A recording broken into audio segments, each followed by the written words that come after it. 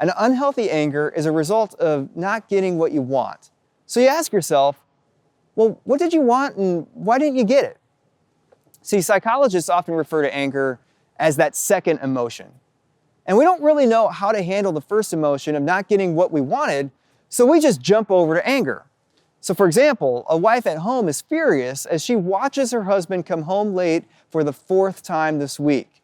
And she greets him at the door with that sarcastic comment like, why don't they just put a bed in your office? Or, hey, do you want me to put name tags on the kids so you know who they are? What's really going on? Of course she's mad, but what else? What didn't she get?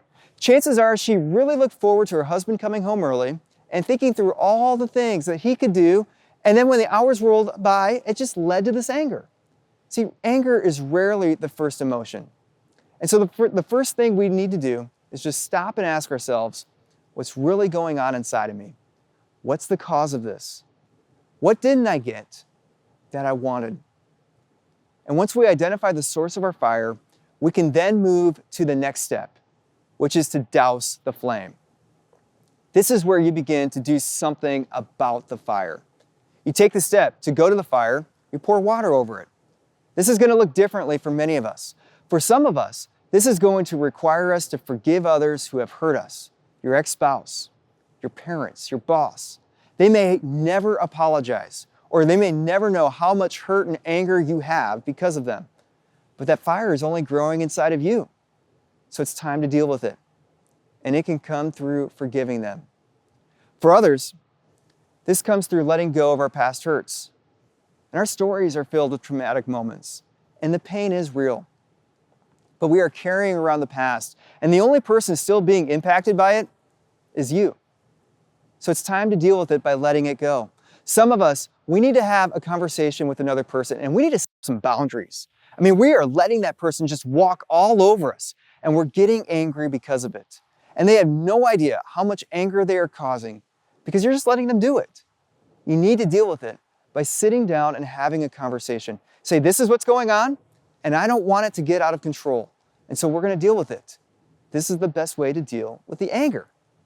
And the third one, we invite the Father to put the fire out. I mean, this is so big. James, the half-brother of Jesus, wrote that we get consumed by our anger because we do not ask God to put the fire out. He writes, you don't have because you didn't ask God for it. Even James knew that the source of anger comes from not getting what you wanted. But he said that the point is not getting what you want. The point is where you go with your needs. And James says you need to channel your need towards God. God is your heavenly Father who loves you. And He doesn't want to see you get burned or burn others because of your anger. And so we deal with our anger by going to God. And we begin to pray to Him and say, God, I am really angry because of the pressure I'm facing at work. I don't know how to handle this. I'm overwhelmed and I'm taking it out on others. Can you give me wisdom on how to handle this? God, I'm angry because I see my friend getting married and I'm still single. I want that. Can you help me get over the loneliness? Hey God, whenever I see that person, I feel like I'm going to blow. I can't get over what that person did to me. Can you help me learn how to forgive them? God, I don't know why I react to the things that I do. Will you teach me how to have more patience and be less irritable? Instead of blowing up on others, we go to God with our anger first. And so as we close, I want you to imagine the fires you could put out. That if today you decided to stop dwelling on your anger or denying your anger, and you took a step to deal with it.